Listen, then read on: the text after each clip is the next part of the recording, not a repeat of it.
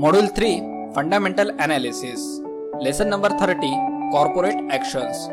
दोस्तों अभी हम इस लेसन में कॉर्पोरेट एक्शंस के ऊपर बात करने वाले हैं। बहुत ही जरूरी टॉपिक है।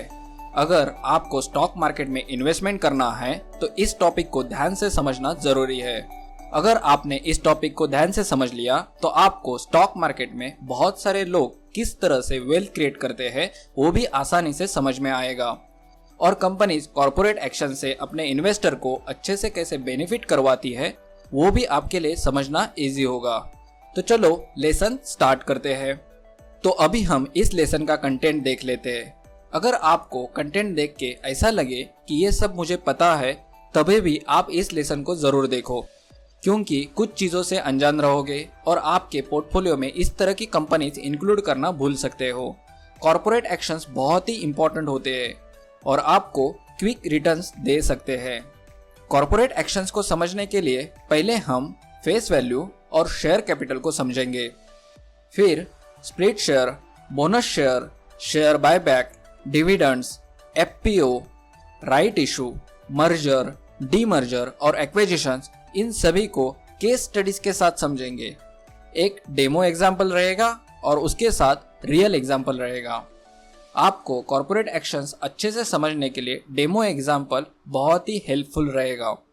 हम जब भी प्राइवेट लिमिटेड कंपनी रजिस्टर करते हैं, यानी कि पहली बार जब हम कंपनी रजिस्टर करते हैं, उस वक्त हमें 3 चीजें कंपलसरी होती है। मिनिमम ऑथराइज कैपिटल 1 लाख होना जरूरी होता है।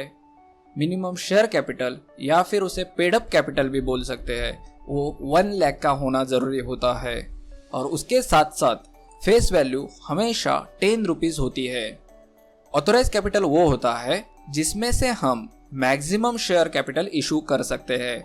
अगर ऑथराइज कैपिटल 1 लाख का है तो शेयर कैपिटल या फिर पेड अप कैपिटल 1 लाख का ही इशू हो सकता है, 1.5 लाख का इशू नहीं हो सकता है। अगर और शेयर इशू करने हैं तो पहले ऑथराइज कैपिटल बढ़ाना होता है और तभी आप किसी को भी कंपनी में से शेयर्स दे सकते हैं। अभी अगर आपको कंफ्यूजन हो रहा है तो वेट कीजिए, आहिस्ता आहिस्ता सब चीजें क्लियर होती जाएगी। फिर शेयर कैपिटल वो अमाउंट होती है जिससे कंपनी के शेयर्स फाउंडर्स को इशू किए जाते हैं। तो अभी इस केस में 2 फाउंडर्स है, ऐसा हम अज्यूम करते हैं। तो एक फाउंडर ने 50,000 कैपिटल दिया और दूसरे फाउंडर ने 50,000 कैपिटल दिया। दोनों का मिला के 1 लाख शेयर कैपिटल हुआ। इन दोनों में 50-50% इक्विटी डिवाइड हो जाएगी। जब हम कंपनी रजिस्टर करते हैं तब हमारे कंपनी की फेस वैल्यू 10 रुपीज होती है और ये फेस वैल्यू कंपनी रजिस्टर करने वक्त चेंज नहीं होती है। ये 10 रुपीज की फेस वैल्यू मतलब 1 शेयर होता है। और जब शेयर कैपिटल को फेस वैल्यू से डिवाइड करते हैं तो हमें नंबर ऑफ शेयर्स मिलते हैं और हमारे केस में वो शेयर्स 10,000 है और 1 शेयर की वैल्यू 10 रुपीज है। अगर फाउंडर्स को लगता है कि उनका प्रोडक्ट रेडी है और मार्केट में देना चाहते हैं तो उन्हें और एक इन्वेस्टर चाहिए, तो वो मार्केट में से 50 लाख रुपीस उठाना चाहते हैं।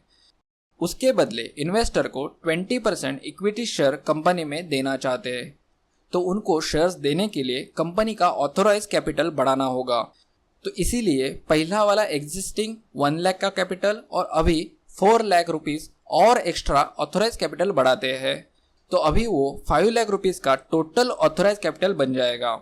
अब इन्वेस्टर को इक्विटी शेयर्स अलोकेट करते हैं। 20% के हिसाब से 2500 शेयर्स इन्वेस्टर को अलोकेट हो जाएंगे। अभी शेयर कैपिटल 1,25,000 का हो जाएगा। जब हमने ऑथराइज कैपिटल बढ़ाया तभी हम शेयर कैपिटल बढ़ा पाए और ऑथराइज कैपिटल में से जितना शेयर कैपिटल अलोकेट करना चाहते थे उतना ही हमने अलोकेट किया।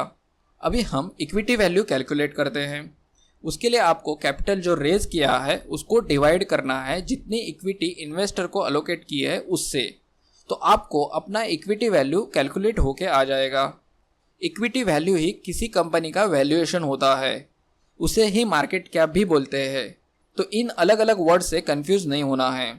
Equity valuation, company valuation, market capitalisation, ये तीनों का मीनिंग एक ही है। अभी इसे करोड़ में कैलकुलेट करते हैं। तो ये अमाउंट 2.5 करोड़ की हुई। आप देख रहे हैं जो कंपनी 1 लाख रुपीज से स्टार्ट हुई उसकी वैल्यू 2.5 करोड़ हो गई। तो कंपनी को वैल्यू देने का काम इन्वेस्टर करता है। इन्वेस्टर कौन है? आप और मैं। हम लोग कंपनीज में इन्वेस्टमेंट करते हैं, तो इसीलिए इन कंपनीज की वैल्यू बढ़ जाती है। अगर कंपनी अच्छा बिजनेस कर रही है तो उन कंपनीज के शेयर्स खरीदने के लिए इन्वेस्टर भी रेडी होते हैं। हमें उन कंपनीज में इन्वेस्टमेंट करना चाहिए जिन कंपनीज का बिजनेस फ्यूचर में अच्छा हो सकता है। अभी इस कंपनी की पर शेयर वैल्यू निकालते हैं। उसके लिए equity value divided number of shares करते हैं। 2000 रुपीज पर शेयर की वैल्यू आई। 10 रुपीज की शेयर की वैल्यू फर्स्ट इन्वेस्टर राउंड में ही 2000 रुपीज की हो गई। तो फाउंडर्स को 10 रुपीज के शेयर के ऊपर 1990 रुपीज का प्रीमियम मिल रहा है। तो अभी हम इसे एक रियल एग्जाम्पल से समझने की कोशिश करते हैं। इस कंपनी का नाम है MRF लिमिटेड। अभी इस कंपनी की शेयर की प्राइस 91,511 है। इस कंपनी का एग्जाम्पल हम लोग इसके लिए देख रहे हैं क्योंकि इस कंपनी ने रिसेंटली कोई भी बोनस शेयर इशू नहीं किया है या फिर अपने शेयर को स्प्लिट भी नहीं किया है। बोनस शेयर और स्प्लिट शेयर के ऊपर हम बाद में बात करेंगे। अभी इस कंपनी की फेस वैल्यू 10 रुपीज है। तो एक शेयर के ऊपर आप देख सकते हैं कितना प्रीमियम इस कंपनी को मिल रहा है। अभी कंपनी को प्रीमियम मिलने का रीजन सिंपल है, हर साल और लगातार अच्छा परफॉर्मेंस करती गई, लोगों ने इन्वेस्टमेंट भी कंटिन्यू रखा और इससे कंपनी और इन्वेस्टर दोनों का फायदा हुआ। अगर कंपनी ने अच्छा परफॉर्मेंस कंटिन्यू रखा और इन्वेस्टर ने कंपनी के ऊपर का ट्रस्ट भी कंटिन्यू रखा तो कंपनी का शेयर और भी बढ़ सकता है। इस कंपनी को फाउंड किया था 1946 में और कंपनी लगातार अलग अलग बिजनेस में कारोबार करके अपना परफॉर्मेंस कंटिन्यू रख रही है और इसीलिए इस कंपनी का शेयर लगातार बढ़ते जा रहा है। तो अभी हम कंटिन्यू करते हैं और बोनस शेयर के बारे में बात करते हैं। कंपनी जब भी अनाउंस करती है 1:1 बोनस शेयर, तभी वो एक शेयर के ऊपर एक शेयर अपने शेयर होल्डर को देना चाहती है। अगर कंपनी 1:2 शेयर अनाउंस करती है तब वो 2 शेयर के ऊपर एक शेयर बोनस देना चाहती है और जब कंपनी 2:1 शेयर अनाउंस करती है तब वो एक शेयर के ऊपर 2 शेयर अपने शेयर होल्डर्स को देना चाहती है। अभी हमारे डेमो एग्जाम्पल में कंपनी अपने शेयर होल्डर्स को 1:1 शेयर देना चाहती है। तो ऑथोराइज कैपिटल सेम रहेगा। शेयर कैपिटल में अब कुछ चेंजेस नहीं करते हैं। फाउंडर 1 एंड फाउंडर 2 और इन्वेस्टर को कॉपी करते हैं। अभी बोनस शेयर 1:1 देना चाहते हैं तो क्वांटिटी शेयर्स की डबल हो जाएगी। 5000 की जगह 10,000 और 2500 की जगह 5000 होगी। अभी के लिए हमारी फेस वैल्यू चेंज नहीं हो रही है तो नंबर ऑफ शेयर्स के साथ मल्टीप्लाई करते हैं। अब शेयर कैपिटल कैलकुलेट करते हैं।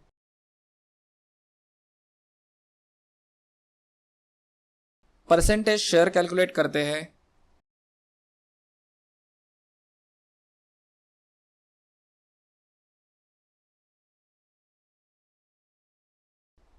अब total number of shares calculate करते हैं। अब जो ये नीचे इंफॉर्मेशन है उन सब को कैलकुलेट करते हैं। तो इसमें आपने देखा क्या चेंज हुआ? शेयर प्राइस चेंज हुई। अब वो 1000 रुपीज पर शेयर हो गई, लेकिन percentage of share holding same रह गई। तो इस तरह के चेंजेस होते हैं जब कंपनी बोनस शेयर इशू करती है।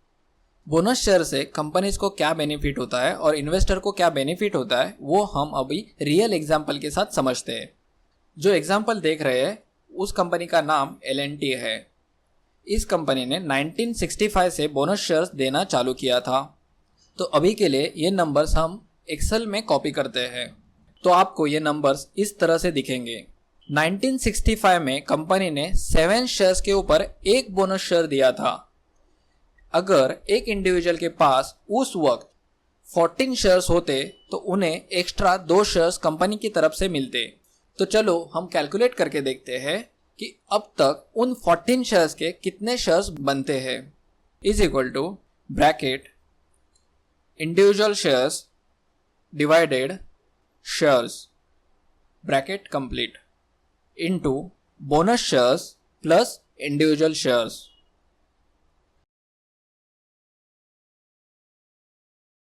अब इस सेम फॉर्मूला को ऊपर तक कॉपी कर लेते हैं। तो आप देख सकते हैं 14 शेयर्स के इतने सालों में 878 शेयर्स बन जाते हैं। आज की L&T शेयर की प्राइस 2154 रुपीज़ है।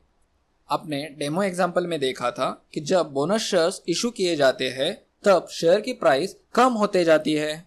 तो आज जितने बोनस शेयर्स कंपनी ने इशू किए हैं, अगर वो ना करे तो कंपनी की शेयर प्राइस क्या होगी वो एक बार देख लेते हैं।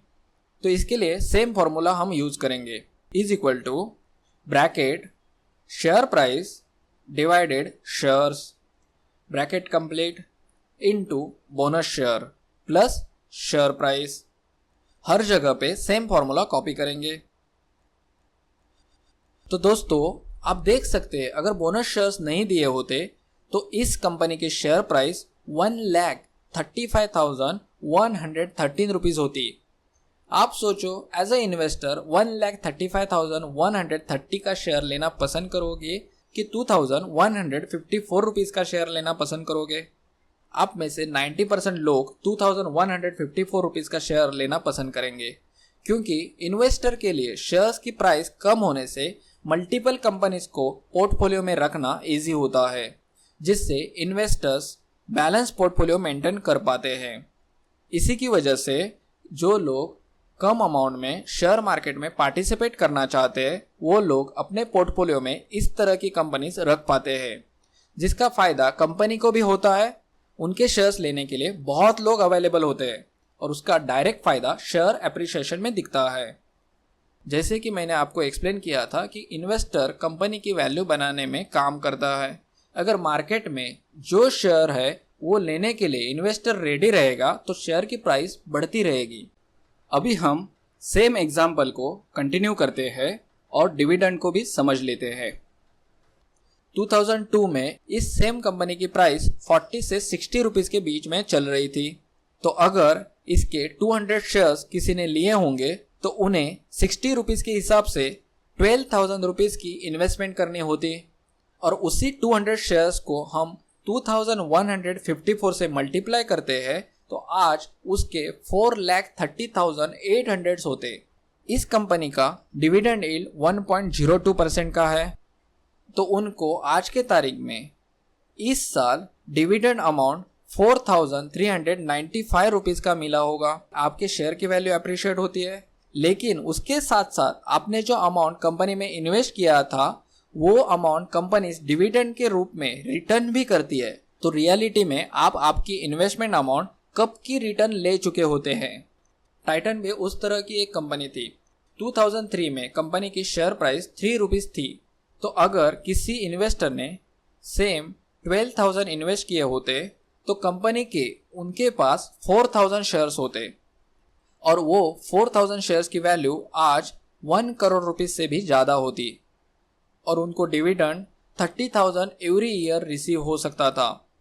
ऑफ कोर्स डिविडेंड अमाउंट हर साल चेंज होती रहती है, लेकिन कंपनी अगर आपने अच्छी चूज़ की तो डिविडेंड हमेशा आपको हर साल बढ़ता हुआ मिलेगा। अगर इस साल 30,000 है तो वो नेक्स्ट ईयर 35,000 अमाउंट आपको मिल सकती है और उसके साथ शेयर्स की वैल्यू भी बढ़ती हुई दिखती है। तो आप इन दोनों एग्जाम्पल में देख रहे हैं जो उन्होंने रियल अमाउंट इन्वेस्ट की रहेगी, यानी कि समझो 12,000 अमाउंट इन्वेस्ट की रहेगी, वो उनको कब की रिटर्न हो चुकी रहती है और उसके साथ साथ कंपनी की शेयर की वैल्यू भी बढ़ रही है और उनको डिविडेंड भी मिलते जा रहा है। तो ये दोनों तरफ से एक अच्छी कंपनी आपको रिटर्न देते रहती है। आप सोचो आप किसी कंपनी में इन्वेस्टमेंट कर रहे हैं और आपकी इन्वेस्टमेंट अमाउंट आपको वापस मिल रही है और उसके साथ साथ आपके शेयर्स की वैल्यू भी बढ़ती जा रही है, तो टेक्निकली आपकी उस कंपनी में इन्वेस्टमेंट जीरो रहेगी, क्योंकि डिविडेंड अमाउंट से आपकी इन्वेस्टमेंट अमाउंट रिटर्न आ चुकी रहेगी और जीरो इन्वेस्टमेंट पे आपकी लगातार अच्छे रिटर्न्स भी मिलते जाते रहेंगे। तो अभी हम लोग और थोड़ा डिटेल में समझने की कोशिश करते हैं। यह हमारे लिए बहुत ही इंपॉर्टेंट है समझना, क्योंकि अगर हम लोग इन्वेस्टमेंट कर रहे हैं स्टॉक मार्केट में और लॉन्ग टर्म के हिसाब से सोच रहे हैं तो हमें किस तरह से रिटर्न आते हैं वो भी समझना ज़रूरी है। इस कंपनी ने 20% CAGR के हिसाब से रिटर्न दिया है, यानी कि एवरी ईयर 20% का रिटर्न दिया है। हम लोगों ने ये रिटर्न 2002 से लेके 2022 तक का गिना है। 60 रुपीज़ की प्राइस थी, हम लोगों ने 40 रुपीज़ की प्राइस नहीं कंसिडर की, हम लोगों ने 60 रुपीज़ की प्राइस कंसिडर की। अभी इसकी प्राइस 2154 रुपीज़ है। हम लोगों ने जैसा बात किया था, dividend amount every year change होते रहता है। मतलब समझो कि 2013 में 1138 करोड़ उन्होंने डिविडेंड अमाउंट करके अपने शेयर होल्डर्स को दिया था। उनका डिविडेंड यील्ड 3% आ रहा था। वही उनका अगर आप कंटिन्यू देखेंगे तो 1325, तो ये बढ़ते गया। इधर उन लोगों ने 5000 रुपीज़ तक डिविडेंड अमाउंट करके अपने शेयर होल्डर्स को दिया। तो आप लोग देख सकते हैं जैसे जैसी कंपनी ग्रो होती जाती है वैसे वैसे डिविडेंड बढ़ते जाता है। हम लोग नॉर्मली क्या देखते हैं कि हमारा शेयर अप्रिशिएट हो जाए उतना काफ़ी है, लेकिन कंपनीज डिविडेंड भी अलग से देती है। अगर किसी ने 12,000 अमाउंट इन्वेस्ट की होती इस कंपनी में, तो हम लोगों ने जैसे बात किया उसके पहले ही 10 ईयर्स के पीरियड में अपने डिविडेंड के थ्रू आपकी इन्वेस्टमेंट अमाउंट आपको रिटर्न करती है।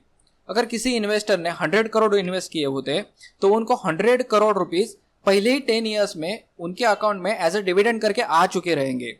वैसे ही आपने अगर 10,000 रुपये इन्वेस्ट किया रहेगा तो आपको भी 10,000 करके अमाउंट आपके अकाउंट में ऑलरेडी आ चुकी रहेगी। किस फॉर्म में? डिविडेंड के फॉर्म में। जैसे समझो 2014 में 200 क्वांटिटी को हम लोगों ने ध्यान में रखते हुए बात कर रहे हैं। अगर 200 क्वांटिटी उनके पास होती तो उनको 6,550 रुपीज़ का डिविडेंड मिल जाता था। अगर यही डिविडेंड हम लोगों ने एवरी ईयर का कैलकुलेट करते हैं तो अराउंड 38,250 रुपीज़ का डिविडेंड होता है। अगर आप लोगों की इस कंपनी में इन्वेस्टमेंट होती तो आपको इस तरह से डिविडेंड के थ्रू ये अमाउंट रिसीव होते रहती है।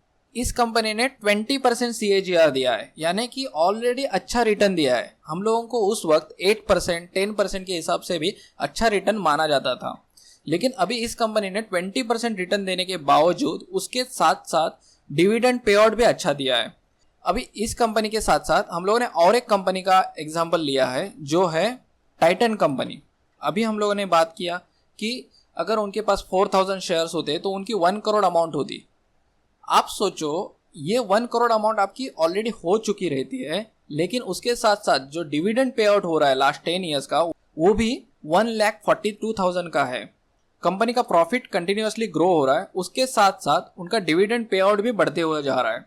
अगर वो लोग 2013 में डिविडेंड 200 करोड़ का दे रहे थे अपने शेयर होल्डर्स को, वही उनका अभी 667 करोड़ का है। शायद कंपनी और अच्छे परफॉर्म करते जाएगी आगे भी। हम लोग जब कैलकुलेट करते हैं तो हम लोग स्टार्टिंग में क्या कैलकुलेट करते हैं कि हम लोगों को अभी तो 8,400 मिल रहा है, लेकिन वही 8,400 आपका बढ़ के 30,000 तक चला जाता है। एवरी ईयर वो बढ़ते जा रहा है, मतलब कंपनी एवरी ईयर परफॉर्म करते जा रही है। और ऐसा परफॉर्मेंस बहुत सारी कंपनी कर रही है और ऐसा रिटर्न बहुत सारी कंपनीज दे रही है। लेकिन हम लोगों को वो सब बात करके अभी मतलब नहीं है। आपको एक अंडरस्टैंडिंग डेवलप होनी ज़रूरी है कि कंपनी अपना CAGR रिटर्न भी अच्छा दे सकती है, और आपने जो कंपनी में इन्वेस्टमेंट किया रहेगा आज के तारीख में, समझो आज आप 2022 में कुछ अमाउंट इन्वेस्ट करना चाहते हैं और वो 2022 की अमाउंट जब आप 10 साल के बाद देखोगे, समझो कि 2032 रहेगा, उस वक्त तक आपको डिविडेंड पे आउट करके वो वापस आनी चाहिए। उस तरह की कंपनी में आपको इन्वेस्टमेंट करना चाहिए और उसके बावजूद आपको इस तरह का रिटर्न भी मिलना चाहिए। ये भी आप लोगों को ध्यान में रखना ज़रूरी है। तो इसीलिए इक्विटी का रिसर्च करना इंपॉर्टेंट होता है। ये सिंपल हम लोगों ने एनालिसिस किया है, उसके बेसिस पे आपको समझ में आ सकता है। अभी मेरा एक आपसे सवाल है, जो अभी हम सीख रहे हैं उसकी वजह से आप आपकी सोच को थोड़ा बदलने की कोशिश करके देख सकते हो। क्यों आज बड़े इन्वेस्टर बड़े बनते गए? क्यों हम जैसे लोग लगातार कमाने के बाद भी अच्छे रिटर्न्स कमा नहीं पा रहे हैं? इन सभी चीज़ों के ऊपर हमें सोचने की ज़रूरत है। किसी भी इंसान का इन्वेस्टमेंट पोर्टफोलियो रातों रात बहुत बड़ा नहीं बनता है। जितने लोग हैं उन्होंने अपने सालों साल खुद को बनाने के लिए दिए हैं। आपको सिर्फ आपकी इन्वेस्टमेंट को अच्छी जगह रख के टाइम देने की ज़रूरत है। जो रिटर्न आप एक्सपेक्ट भी नहीं कर रहे हैं उतना रिटर्न आपको मिल सकता है। तो हमें लॉन्ग टर्म विजन को थोड़ा डेवलप करने की ज़रूरत है। तो दोस्तों, अभी तक हमने डिविडेंड को समझा है। अभी हम मूव करते हैं और स्प्लिट शेयर को समझते हैं। हमने जब डेमो एग्जाम्पल स्टार्ट किया था तब बताया था 10 रुपीज़ फेस वैल्यू मतलब एक शेयर जैसा होता है। जब इस 10 रुपीज़ की फेस वैल्यू को 1 रुपये की फेस वैल्यू बनाई जाए तब शेयर की क्वांटिटी 10 टाइम्स बढ़ जाती है। वही अगर इस 10 रुपये फेस वैल्यू को 5 किया जाए तो 2 टाइम्स शेयर क्वांटिटी बढ़ेगी और उसी फेस वैल्यू को 2 रुपीज़ बनाया जाएगा तो शेयर की क्वांटिटी 5 टाइम्स से बढ़ जाएगी। चलो डेमो एग्जांपल से समझ लेते हैं। पहले स्प्लिट शेयर लिखते हैं। 3 एक्शन से समझेंगे, 1, 5 and 2। Share quantity, price, face value divided new face value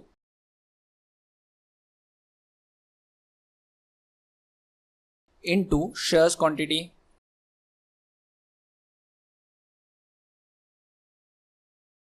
तीनों को कॉपी करते हैं तो आप देख सकते हैं 10,000 शेयर्स के 1 लाख शेयर हो गए, वही 5,000 शेयर्स के 50,000 शेयर्स हो गए।